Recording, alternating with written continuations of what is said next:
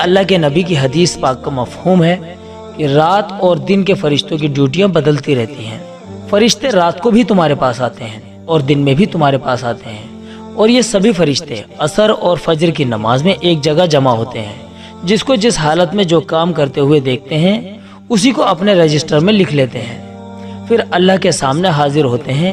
اللہ پاک سب کچھ جاننے کے باوجود بھی ان سے پوچھتے ہیں، اے میرے فرشتوں، تم نے میرے بندوں کو کس حال میں چھوڑا؟ وہ کیا کر رہے تھے؟ مجھے بتاؤ۔